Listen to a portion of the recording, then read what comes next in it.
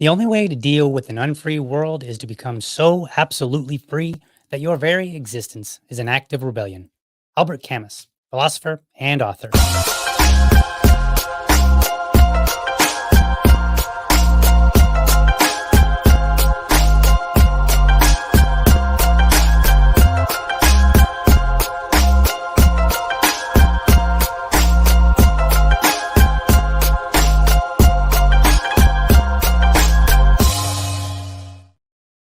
All right. Welcome to another morning episode of the Liberty Dad podcast, a discussion on politics and culture. For tuning in live, I want to especially thank you for giving me your time so early. And I would like to also announce that this show is pre-recorded. So if you're trying to jump in on the comments, I apologize, but I won't be there in real life, but I will be there in spirit. Today, I have a special guest joining me to discuss a very exciting topic. I have Senator Eric Brakey. He's joining me to talk about the Free State Project. So let's bring him in. Eric, how are you doing? I'm doing well. Looking forward to our conversation. Thanks for having me on the show. Yes, sir. And thanks for joining me. I think this will be a fun conversation. Finally, we get somebody that's supporting the Free State Project up in New Hampshire and somebody from Florida in the same room to duke it out. Just kidding. Just kidding. You're a Florida man? Yes. I'm here in Jacksonville. And you know how us Florida people are. We're always, like the free state of Florida, which is totally not even true. Are you that Florida man I keep reading about in the newspaper who's like wrestling alligators and... No. So as it turns out, I don't play with wildlife. All right. We have a lake behind our house and we were doing Airbnb a long time ago, and people would come out and they would say, "Hey, do people swim in that lake?" And my wife would be like, "Yeah, people swim." And I'd be like, "Hold up." I'm like, people swim in it. I do not, because this is Florida. And as far as I'm concerned, all fresh water is suspect. So I think that's a pretty good rule to have. Yeah. I tell people, I'm like, look, several years ago, a little kid at Disney, they got snatched up by an alligator, and it's no laughing matter for sure. But I do point out, if Disney, of all places, cannot keep children safe from alligators 100%, you probably shouldn't get in the water here in Florida. Well, I think if they can't do it, I think you've just given us another. Florida was just ranked number 2 in the country for freedom after New Hampshire, which was ranked number 1. Right. Now you've given me another thing in the New Hampshire column for better than Florida, which is you're not going to get eaten by an alligator. You don't have to worry about your kid getting snatched. We've got some beautiful lakes and no alligators there. Right. I mean, that I may have done it. That may be a strike against us, and we will have to survive somehow as long as we stay out of the lakes. Good advice. All right. So, first things up, you're the executive director for the Free State Project, correct? Yeah, I've been on the job just over 65 days now, and I'm balancing that while I'm also finishing up my my third and final term in the Maine State Senate. So I am, when my term in the Senate is done, I am not running for reelection. I am moving to New Hampshire, and I'm looking forward to joining the Free State community. Gotcha. Okay. So how did you come about, um, let's see, how did you come about getting to where you would accept the role of executive director? Like, like how did that happen? Yeah, it was a process. I mean, certainly it's a pretty dramatic move for me to go from really 12 years now in Maine politics, from the Ron Paul campaign in Mhm. 2012 through 3 terms in the state Senate, 2 runs for federal office, to saying, hey, I'm leaving Maine. I'm going to New Hampshire and I'm joining this movement.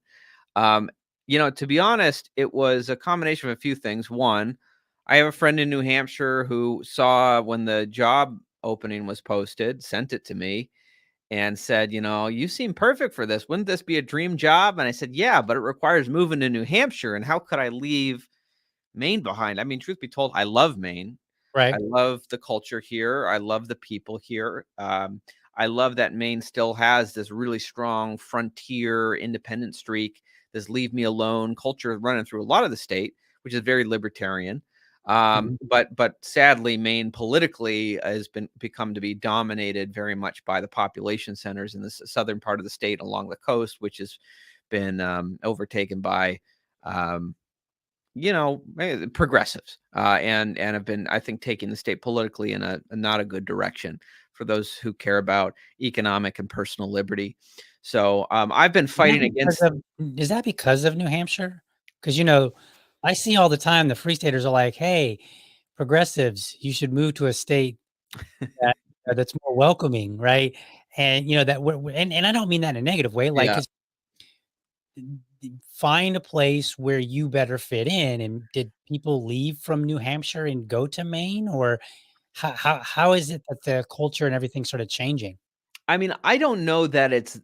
I don't know. I couldn't point to. I haven't met anyone who said, "Yes, I've moved from New Hampshire to Maine because I wanted to move to a more progressive state and I want to Okay. flee these crazy libertarians who are Right. spreading all this freedom in New Hampshire."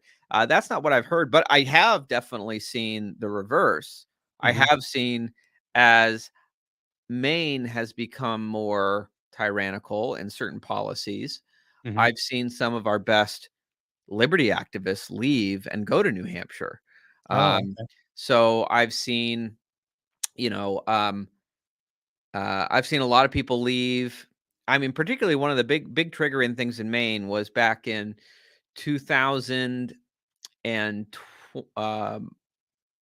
I guess it was like 2019 or 2020. Anyway, around that time, the legislature passed and the current governor, Democrat Janet Mills, signed into law um, a repeal of all religious and philosophical exemptions for vaccinations for kids in Oh, wow. schools. So even if your kid is enrolled in an online virtual charter school, right, where they're sitting at home on the computer, they Right. can't be enrolled there unless they have all of the recommended vaccinations. And Wow. so uh, that for a lot of folks was a big thing that said, all right, we're done. We're taking our kids, we're taking our family, we're getting out. And we have seen a lot of people moving into Maine, I think, in the COVID era. Um, but I can't say for certain, at least I don't think it's been. You see a lot of people moving to New Hampshire, you see a lot of people moving to Florida, you see a lot of people moving to Texas, and it tends to be people who fled tyrannical COVID states who were looking for Right. more freedom. And these states had the reputation of kind of the way of life and the respect for their choices that they were looking for. I think sadly, Maine, our governor, Janet Mills, was just as bad as anyone during COVID, but I guess it was more rural and more space to move around. So than like in a New York City. So I think we did see a big influx of people. In Mhm. fact, we're dealing with it now with kind of like housing shortages and trying to catch Right. up to demand. But but I haven't gotten the sense that politically it's right that people were seeking Maine out because it's like, well, there is a state that respects freedom. It's Right. like, Well, here's a state goal. That's going in a progressive direction, and maybe it's, we're not going to feel as claustrophobic there as we might in New York City. So I think the jury's still out on kind of what the long-term impacts of this migration into Maine has been, but I'm doubtful that it is uh, uh, moving Maine in a more freedom-oriented direction. But I haven't given up hope for Maine. I mean, there's some really great people in the Mhm. legislature here. I've really been working on this Liberty Project here, and have trained up a lot of new people, new legislators who are ready to kind of take on for me to pass the torch to them. And Right. so I can step away from Maine and all the work that I've been doing here, knowing that the project of liberty in Maine is in good hands with a lot of new people. You know, and truth be told, we're not supposed to do this forever. We're not supposed to like become Right. creatures of the of kind of these elected offices. And Mhm. I think especially if you love liberty, I mean, I've been in it for, I first ran for office in 2014, so 10 years kind of on the ballot, and 6 of those actually holding office. And it starts to grate on your soul after a while. Right. It's especially when you're kind of going against the trend and you just kind of see liberty sliding away. Not I mean, there's been plenty of great victories along the way, Sure. constitutional carry I'm very proud of, and many other things I could talk about. But in the big picture, in the with the broad brushstrokes, it's always moving in the direction of bigger government budgets, and a lot of very important liberties that have been chipped away at. Right. No, I totally get it. And I think, I deal with that a little bit myself here in Jacksonville. I have been an officer in the local affiliate since like 2017. Mhm. And I was telling the group the other day, I said, look, I'm tired. And I don't mean like tired of it, not in a negative sense, just like I feel like I've come to a point where it's time to either take a break or move on to something else, or maybe somewhere in between, some sort of both kind of a situation, right? Like I've done the work that I needed to do. It's time to pass that torch. And if I did well and we've got the right person, then that Yeah. torch will go even further. They'll build on whatever I did and they'll do new things. Yeah. So, I feel you on that, as far as kind of especially 12 years. I mean, 12 years is a long time, Yeah. um, in the belly of the beast effectively, right? Like I'm just talking like a local affiliate, you know. We're not talking a senator. So and you were a congressional senator, right? Not a state senator? No, I'm a state senator. Oh, my So misunderstanding. yeah, yeah. So no, um, short history Mhm. is 2012. I was the state director of the Ron Paul campaign. Okay. 2014, I ran for the Maine State Senate. I defeated a Democrat incumbent. Served 2 terms. Then I left. I ran for the United States Senate against our supposedly independent U.S. Senator Angus King. Mhm. Did fairly well, better than people thought I was going to do anyway, but we didn't win. Then I ran for Congress 2 years later in 2020. I was in a very good spot to win the primary, and it was a seat that Trump carried. If I had won the Republican primary, we would have been in a good spot there. But then COVID hit, all the dynamics changed. Yep. Suddenly, we can't send our young, door knockers door to door because everyone's Right. afraid that young people are spreading the plague or something. And then the party establishment on the national level, particularly spearheaded by Kevin McCarthy, came in just like in the last few weeks with a flood of money, um, disparaging me and trying to paint me as like a never Trumper, or Mm. uh, I'm not a Trump apologist, but I thought it was ironic that the neocons were coming after me, saying I was against Trump, when I know what they were really scared of was I was going to oppose the neoconservative foreign policy, which actually put me like a little bit closer to Trump on some of those issues anyway than certainly they Right. were. But so I didn't win that primary, and the guy who did and went on to lose the general. So that was a big missed opportunity for the Republicans. It's like they would rather lose with someone they can control than win with someone they can't. Right. But then I went off to Young Americans for Liberty for a year and a half. I was down in Austin, Texas, working with them.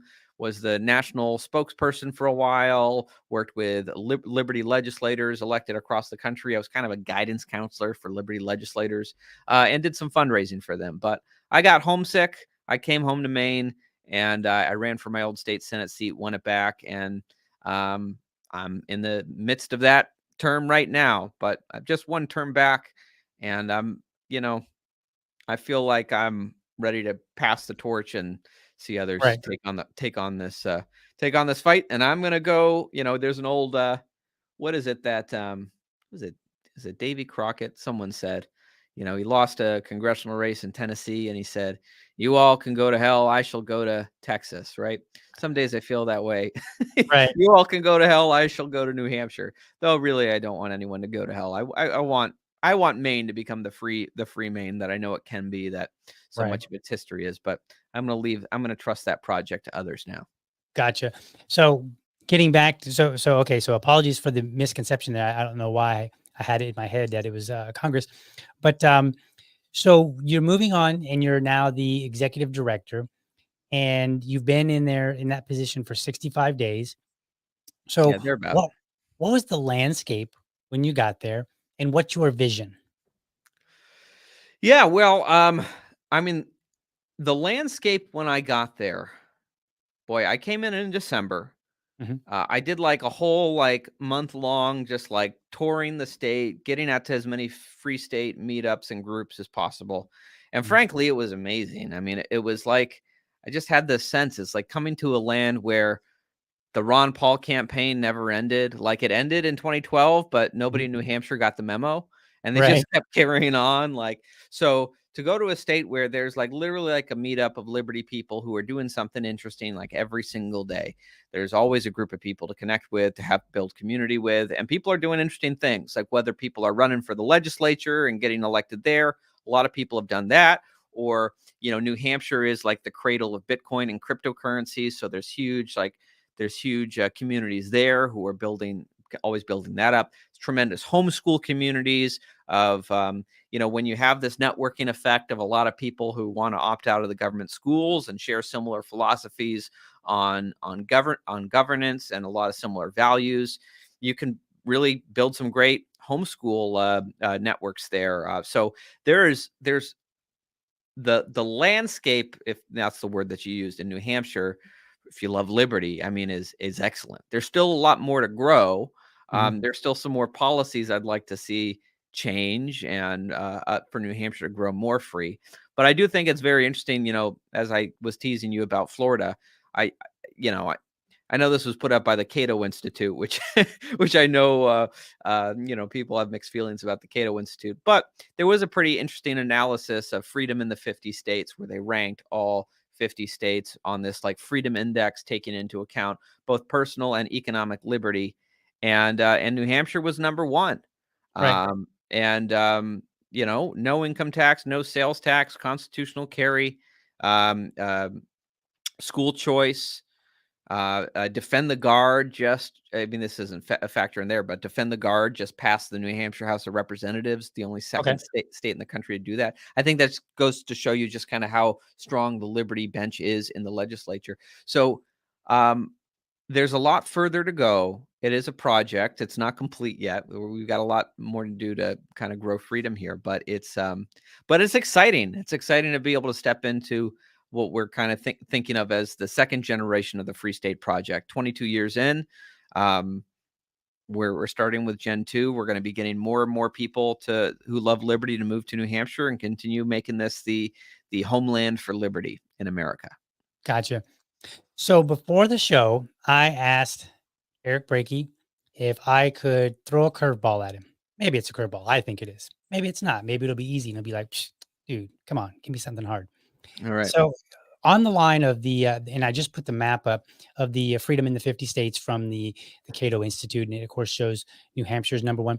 So if you drill down into the results, um, I have a question on those as it pertains to the I don't really want to call it sibling rivalry between Florida and New Hampshire, but there's a little bit there. I mean, it's a tiny little bit. I don't think it's huge. I don't think anybody actually really cares. It's just every now and then something will come up and we'll, we'll throw a little flame at each other. So it caused me to look at the data, and then I had some questions. So I'm gonna bring it up for you here.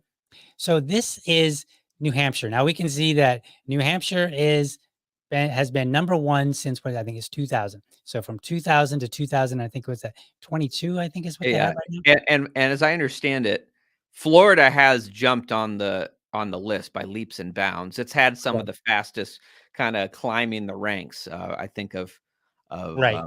almost any other state. Yes, and let's put that up on the screen there. So here's Florida now. You can see that once upon a time we weren't so well. We took a nosedive in 2004, and then we climbed up out of the hole. Fell into a little bit of a ditch, and then kind of steadily made our way up. And now we're basically right behind the New Hampshire. And so my question for you, Eric, is when we're looking at these, Florida has, and I don't have the specific numbers, but I think the visual works well enough here. Um, Florida has made some very serious gains between 2000 and what is it, 2014. And then when I look over at New Hampshire, for all the talk about how great things are as far as freedom is concerned, it doesn't seem like, I mean, they've kept number one, but and I'm trying to think of how to phrase it, but it feels like it feels like if things were as phenomenal in terms of the liberty that's being gained, then it feels like it would mess up the data here because you couldn't just like you would have to restructure the data. Like you couldn't just say, "Oh yeah, we're still number one," because it would have to we might see the degradation for the other 50 states. Are you following me on my line of thinking? I'm not sure if I'm explaining it very well here, but it just feels like I should be seeing something a little different, maybe more of an increase or more clarity from just the general population to say, oh, yeah, New Hampshire is like totally straight up free in a way that nobody else is. But it feels like New Hampshire has kind of been steady in a similar manner to many other states when it comes to freedom. Well, I'm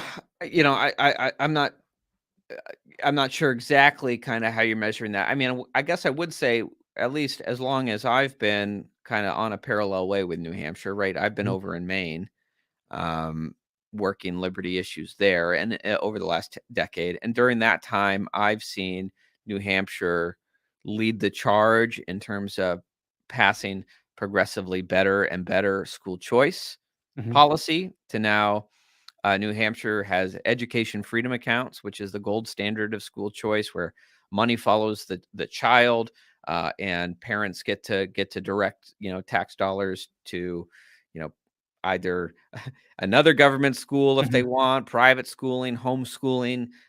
So there's still further to go there. Right, There are like income caps on all that, but on the school choice side, I mean, New Hampshire has been doing very innovative things. mhm, I think only a small handful of states have policies like that. New Hampshire, of course, has no income tax and no sales tax, and as while Republicans have been in charge, and of course, Liberty Republicans are a huge faction within the legislature. By some accounts, they count for as much as half of the Republican caucus in the mhm, legislature, at least in the House of Representatives. And there you've seen, in terms of government spending, I mean, you see budgets that actually spend less than they did the year before, which in Maine is like an alien concept. I don't know about Florida, but I've never seen a government spending go backwards. I've only right, seen it go forwards. And when Republicans get in charge, it's like we'll just be excited when like government spending like increases by less right, than maybe the Democrats would have done, right? right.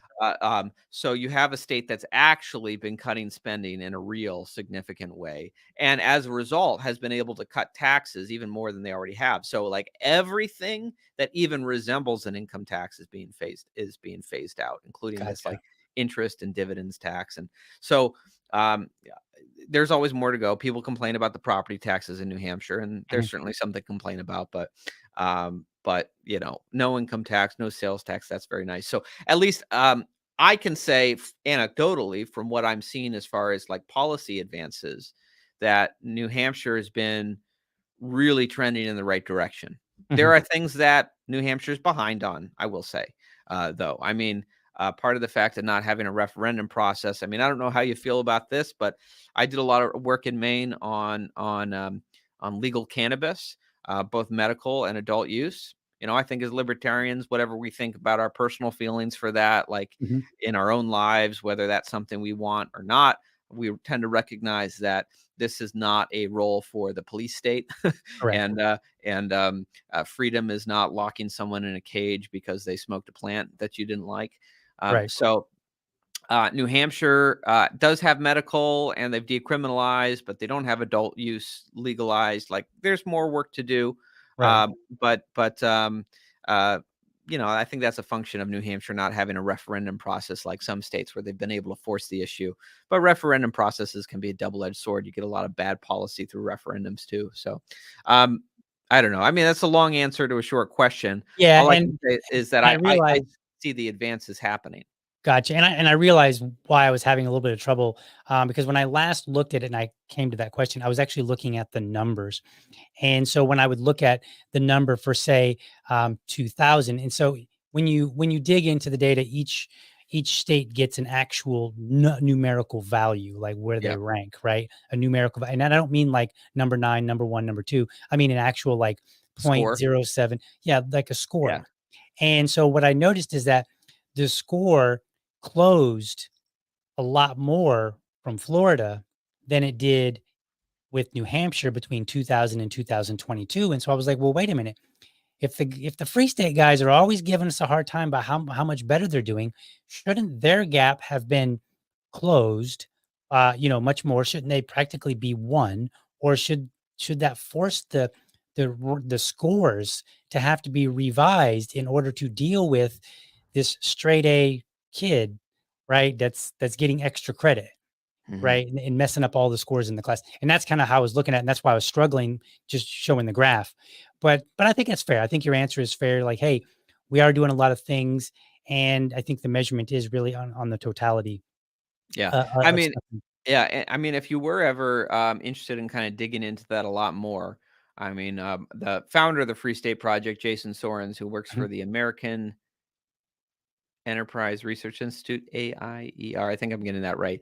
And I know he's been involved in, kinda compiling the data for that study over the years. I know he just did a good talk uh on Matt Kibbe's show about the Okay. freedom in the 50 states. And I know he'd be much more equipped to like dig into the data with you, Gotcha. because he's very intimately familiar with that. Gotcha. And then just to respond to the whole referendum. So in Florida, first of all, we love to add things to our constitution. We're constantly on the ballot, and it drives me crazy because I'm like, not everything needs to be in the constitution, people. Like, this is just crazy. And then sometimes we will pass something, like we passed, um, what was it? The felons could have their voting privileges back, I believe, if they served their sentence. I think that was the one. It was a few years ago. We passed that, and then it was like 64% or something like that. So it wasn't even by the skin of the teeth. It was pretty clear that's what the Mhm. public wanted. And then a few months later, the Republicans, they went and they passed some additional legislation that said, okay, well, you have to pay all your fees and fines first. But unfortunately, a lot of the fees and fines are unrelated to the crime, if you will, that was committed, right? So they may like, and I'm sure you've seen this, like if you get pulled over, sometimes you'll get, if you were to look into your speeding ticket, it'll be like DNA charge. And you're like, DNA? Like, you didn't even take my DNA. Why are you charging me $2 for that? Right. Like, it's just those kind of fees, even for felons as well. And so, like, Mm. I had a big fit because, well, the Republicans here in Florida, I don't know how they are in New Hampshire, and I would love to hear about it. But here, they just love passing stuff. So I can't even keep up with, like, it seems like Yeah. every day there is something new, and half the time it hits the media, hits the mainstream news, right? Hits national news. And I'm just like, "Oh, you guys are killing me. I can't keep up with reading the bills and criticizing them on my podcast." Like, it's just they're keeping me busy. Yeah. Yeah. I mean, I will say I'm not too intimately familiar with the intricacies of Florida politics, but it does seem to me that as far as the legislature goes, as far as like liberty legislators, Mhm. I mean, there's a lot more going on in New Hampshire than Florida. The only one I know Absolutely. know of, and when I was working at Young Americans for Liberty, I mean, we were trying to recruit people and identify people for the Young Americans for Liberty Hazlitt Coalition, which is the legislator coalition across the country. And in Florida, we had Anthony Sabatini. Mhm. Right. and that was it. And Right. while Florida has become a very kind of Republican state, um, and I know there's kind of good people down there. I'm good friends with Tho Bishop. I know he's doing a Mhm. lot of work to kind of bring the liberty movement and kind of sell the liberty message to, I think, a lot of the Trump, the Trump base within the GOP. And I think that's good, important work to do. Um, but no state has achieved kind of the presence of actual libertarians in state legislatures like New Hampshire has. Gotcha. So let me ask you, because I know that you are in office as a Republican, That's right. and New Hampshire. A lot of the Free State folk have made it clear that they're very supportive of Republicans. So why is it that it seems that still, with all the the friendliness of the legislature and the positive leaps toward liberty that are happening in New Hampshire, it still requires being a Republican versus another party, libertarian or otherwise? Yeah. So, as you may know, I mean, um, if folks, can give you kind of the short answer, and if folks would like to know kind of more of my thoughts on this, I Mhm. did a debate with Dave Smith a few years back about kind of the tactical decision of whether the Libertarian Party or the Republican Party is a better vehicle for advancing our political agendas. And I would critique kind of one thing and just kind of how you said it there, Mhm. that free staters support Republicans. I wouldn't say that. I would say free staters, well, not even all free staters. I mean, like, look, our job with the Free State Project is to get people to move to New Hampshire, and then people decide from there how they want to advance liberty. But a lot of people, and I certainly share this view, the Republican Party is a better vehicle for a number of reasons. One, because of the just mechanics of our electoral system, right? It is a plurality win system. And in a plurality win system, there is a natural tendency for people to just gravitate towards the major two parties. Mhm. And voting for an independent or voting for a third party, people say, well, I might like that guy more, but I don't want to throw my vote away. I really hate Hillary Clinton, so I've got to vote for this other guy to stop Hillary Clinton, right? Uh, Right. you know, so um, so there's a natural tendency towards that. And of course, we've had a lot of success in the liberty movement in New Hampshire, in Maine, in states across the country, particularly in the state legislatures, not as much in Congress, but through the state legislatures, of getting libertarians in the Republican primaries and winning these primaries and being that candidate on the ballot. And the thing is, people have very strong, voters have very strong tendencies in how they vote. You find this about a third of the people are going to vote Democrat no matter what. It could be Adolf Hitler on the ballot and they're voting Democrat, right? And then you got a third of the people who are going to vote Republican no matter what. It could be Joseph Stalin as a Republican on the Right. ballot, and they're going to be voting for Joseph Stalin, right? They're voting for the R, they're voting for the D, they're voting for the jersey, they're voting for the team, their Right. tribe, right? And if you are running third party, if you're running as a Libertarian Party candidate or an independent, your floor, the other candidates have a floors of 30%. You have a floor of maybe 1%, right? Right. So now you have to get every other single vote that is outstanding, that isn't already committed, to have a shot of winning, right? It's much easier to come in and start with a floor of 30% and Right. then climb to 52%, right? To get across that majority threshold. But if you're starting at a floor of 1%, uh, and 60% is already accounted for, it's a very, very difficult thing to do. So I don't begrudge people who use the Libertarian Party as they think it's a better vehicle for whatever purpose. I think in some cases it can be a vehicle that, if you're using it as a platform for messaging, which I think a lot of the folks in the New Hampshire Libertarian Party use the party more as a messaging vehicle than as an actual vehicle for winning elections, because it's not an effective vehicle for winning elections.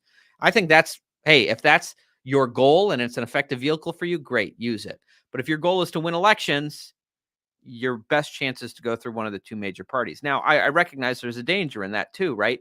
You go through one of these two major parties, and the danger is always that you could go native, right? That you get Right. into that culture and you Right. become one of the good old boys, and Right. you get elected as a Republican, and the establishment comes, they put your arm around you and say, "Oh, it's so great you got elected. Now we're going to help you get reelected," right? And that means you need to vote how we tell you, and all this and all that.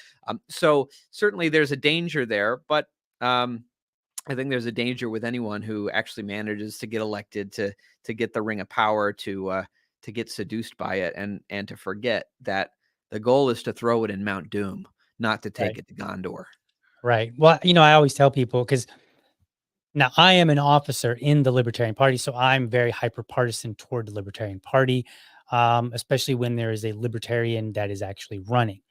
Mhm. And I have my own views. We don't have to get into all of that. But what I do tell people is that, along the lines of like the system, if you will, swallowing you up, whether you run as a Republican or a Democrat, right? Um, is that you, d- I tell libertarians to be careful, because a lot of them say, well, what about people like Thomas Massey or Ron Paul or maybe even Rand Paul, right? Mhm. And I'm like, that's three people out of, like, if you're talking about a sitting Congress, 535 people, that's 3 out of 530. But if you say how many of those names that you can mention out of all of the people during the time that those people have been in office, right? Well, all of a sudden that 535 goes up. And so I look at it very simply, like, statistically, you're more likely to get swallowed up and join the good old boy club. And the people like Ron Paul and Thomas Massey and others, are very, very few, at least at the national level. I think at the state level, it obviously varies by state, whether or not, people do a good job and kind of stand out in that way. So, but I hear you. I hear what you're saying. Yeah, I mean, I wish there was I one would answer.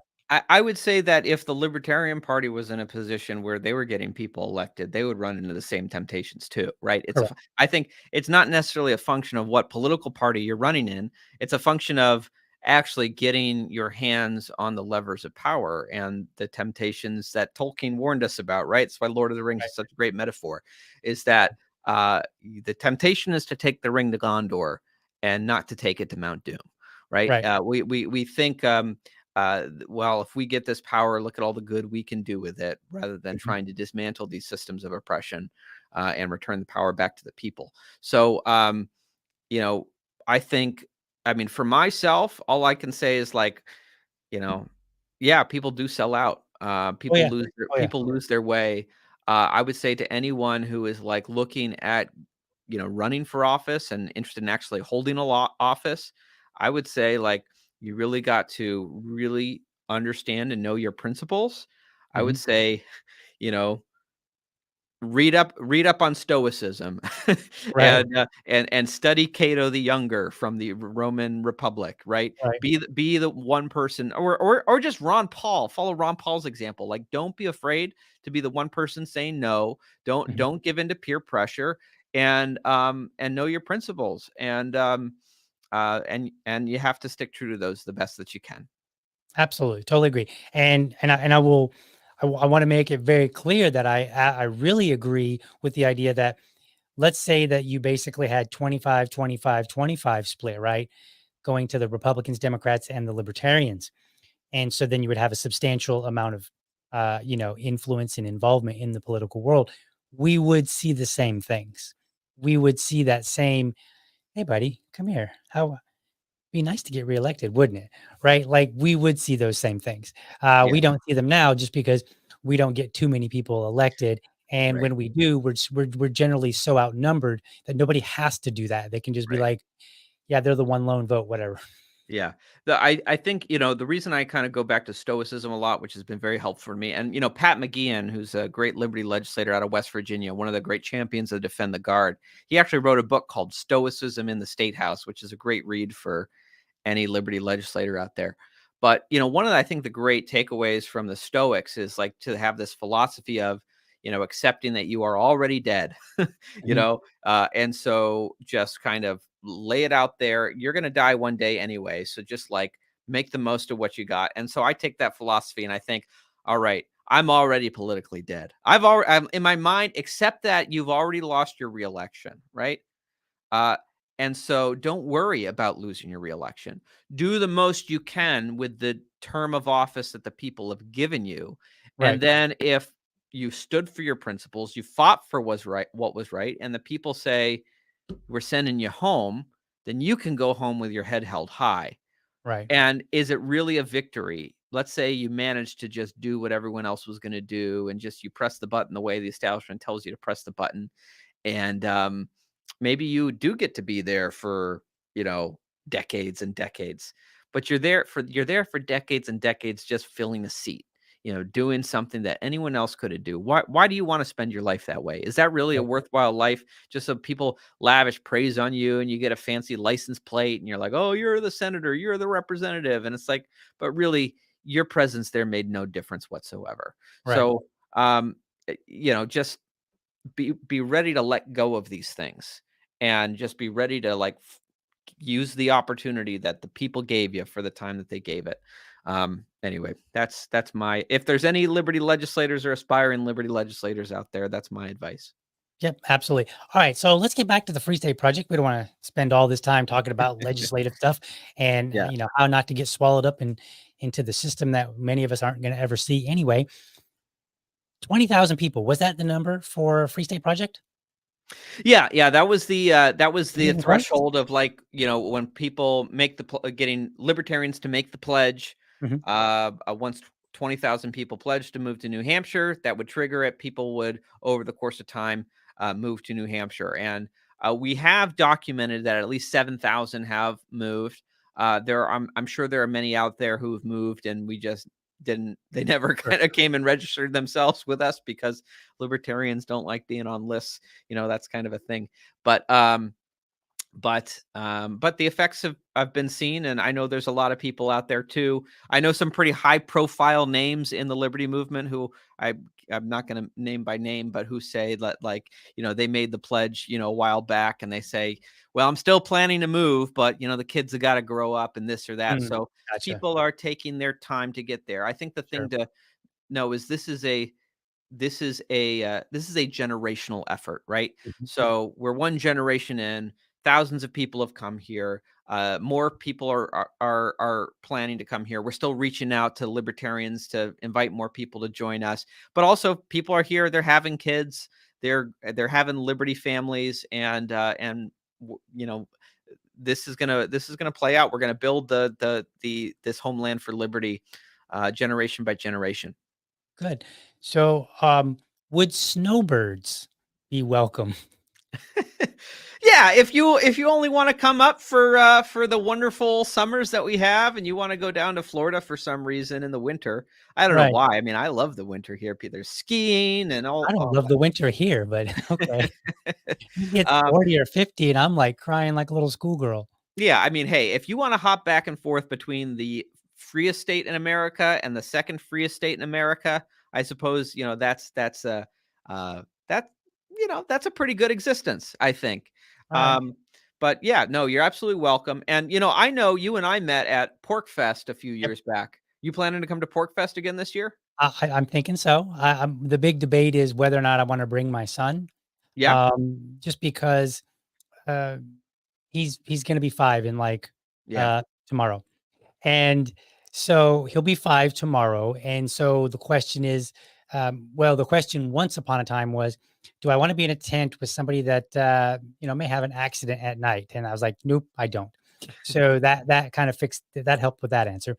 Now we're beyond that, right? So yeah, now it's like, okay, is am I am I ready for him to like go off and run around, yeah, and then also I don't want to say that I'm a protective parent, but I know there are things that are at Pork Fest that maybe I'm not prepared for him to experience, even passing by, right? Yeah. And so that, and I know there's a kids area and all that good Yeah. stuff. Well, yeah, I mean, I will so a few things I will say. One, I know that we are very much kind of employing like, you know, I guess zoning to Right. for in a sense, right? There's like a family zone, and Mhm. then there's a zone way over there that, Yep. it can be a little bit crazier. Right. But I will say, I know last year there were over 400 kids in attendance, right? That we have for the Porcupine Freedom Festival has really grown, especially as like folks in the community have gotten older and had families and they bring their kids. Like it has become very much, and we work to be a family-friendly freedom Right. festival. And there's gonna be a lot of kids programming. I know myself personally, for some of the younger kids, I know I'm they've got me signed up. I think I'm like doing story time with like the Tuttle twins for Mhm. some of the younger kids, because Right. I work as a substitute teacher sometimes in my district, so Okay. I enjoy working with kids. But for some of the older kids, I'm going to be doing like a mock legislature. Mhm. So folks, older kids can sign up, and we're going to go through the process, like how a bill becomes a law. They're going to get to introduce legislation. We'll go through it. I don't know what their ideas will be. Maybe they will abolish the state, or Right. like or declare war against the Federal Reserve. I don't know. I'll be very curious to see what they come up with. Right.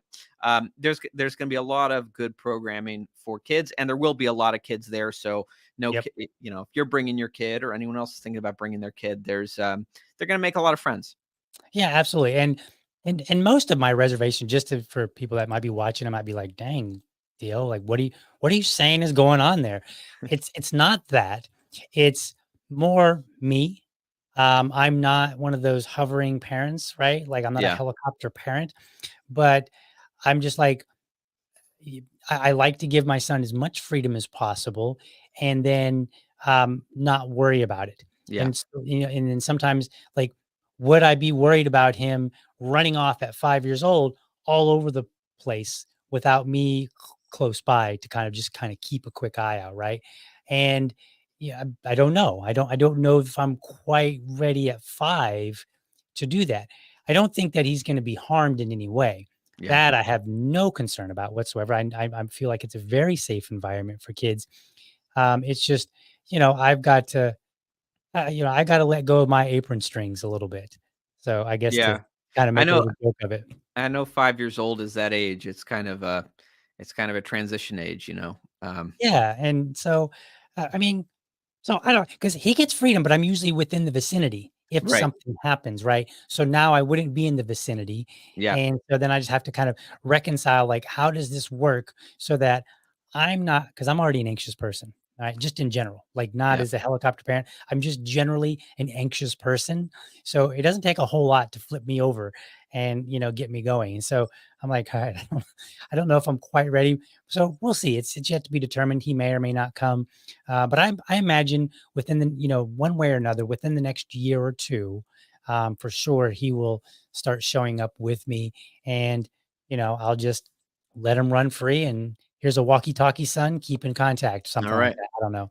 That's a great way Yeah. to do it. And we also have, like, we've got volunteers who are like pork rangers throughout the event, who are just like, you know, who are always kind of around if there's ever a safety issue that comes up or anyone Mhm. needs first aid. Like, we've got great voluntarious systems in place of people helping people. And I will say, because we're having this conversation about Pork Fest, and maybe some of your audience might be interested in getting tickets to Pork Fest, I will mention that the dates for this are June 17th to the 23rd. It's at Rogers Campground in beautiful Lancaster, New Hampshire. This year, Ron Paul is going to be joining us virtually, but in Oh, person, I mean, you can go. So he's going to be speaking to us, but also, look, you get to go camping with 2,000 of your favorite libertarians this year. Scott Horton has confirmed to me he's coming this year. We're going to have Gene Epstein, Jeffrey Tucker, James Bovard, David Freeman, Matt and Terry Kibbe, many more. And you can get your tickets at porkfest.com.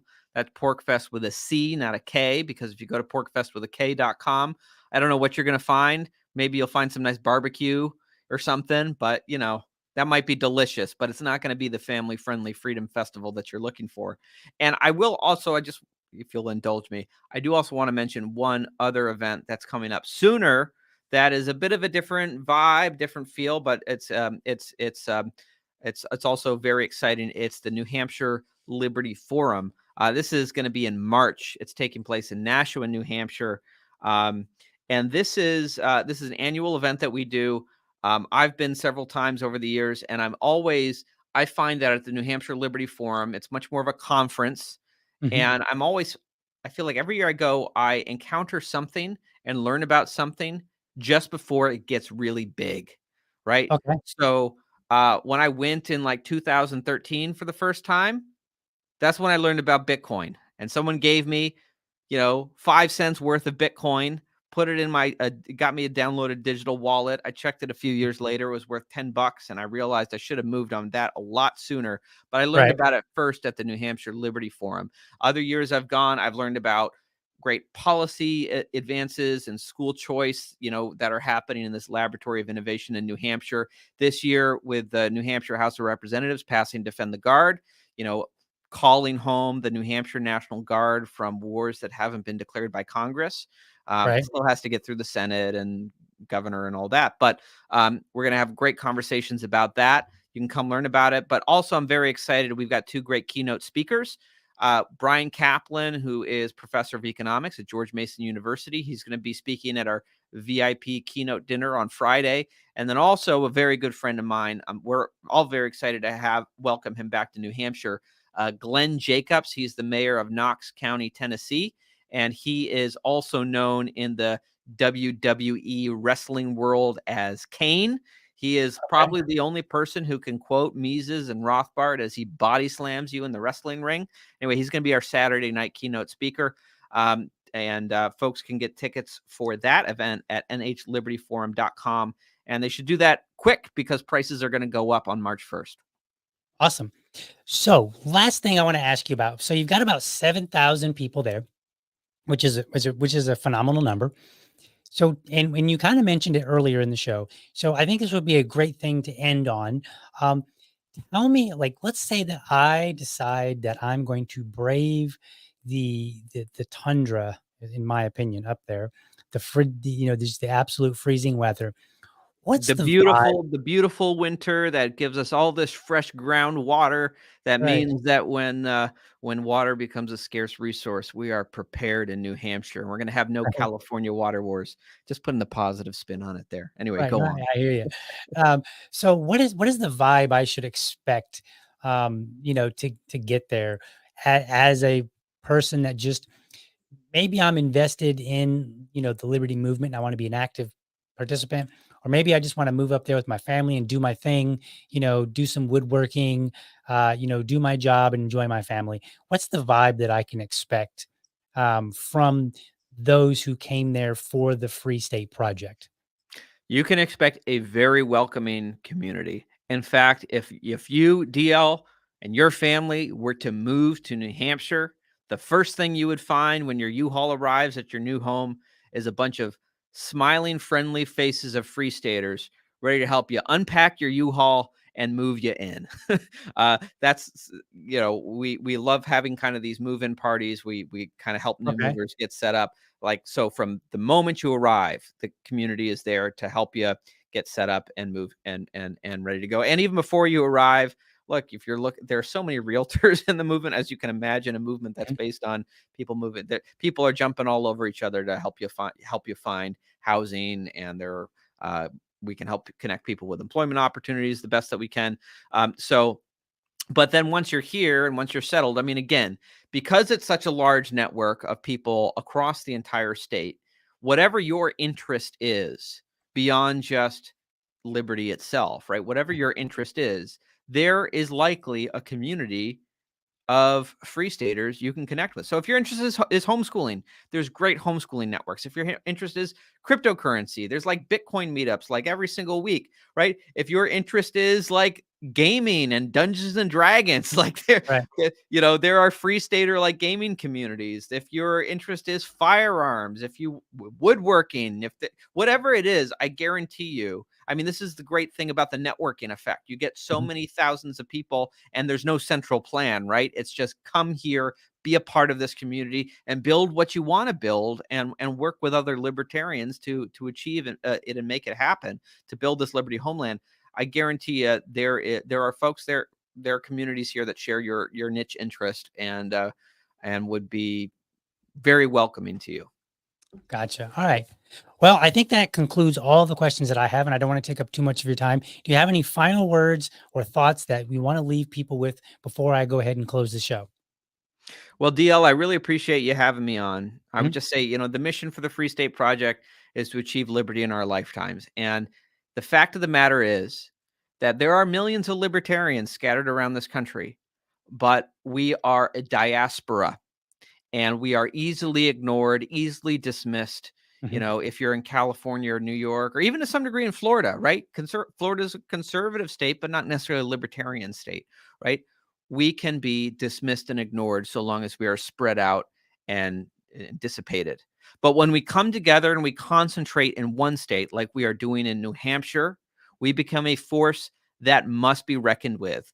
We get to shape the politics and the culture of the state, to the point where even now one of the top Republican candidates for governor is like campaigning on defend the guard legislation, because I'm sure it's because he recognizes here is a group of voters he wants to win over, because there are Right. so many free staters who actually can tip the scales one way or the other in these elections. So it is what is happening in New Hampshire is like nothing I've seen in any other state. And it's because of libertarians coming together, settling in one place to create a liberty homeland. So, to anyone out there who feels disenfranchised where they live, like they're living under conditions of tyranny, and they are ready to do like their ancestors did, like all of our ancestors did when they Mhm. got up and they moved to flee political persecution in search of a better life for themselves and their families, there is a home here for you in New Hampshire. You don't have to move tomorrow, but maybe come and visit. Come to the New Hampshire Liberty Forum. Come to the Porcupine Freedom Festival, or just come whenever works for you. Let us know you're here, and we'll connect you with any of the many events that are going on every single day in the state. We'd love to have you. And you can Awesome. go to fsp.org and learn more. Awesome. Well, Eric, I appreciate having you on. I'm going to close this show out. Hang backstage for a second if you want, and I'll be right back. Folks, I hope that you found this episode informative and inspiring. Be sure to catch me weekdays, Monday through Friday, 7 a.m. Eastern, for an informed discussion on politics and culture. And then again on Sundays at 7 p.m. with my co host, Susan Hogarth, where we look across the vastness of tyranny that's in this United States, and we find all the things that the Libertarian Party is up to as best as we can. And then we package that up and we put a little bow on it and we hand it to you in that 1 hour. So LP Happenings, Sunday night, 7 p.m.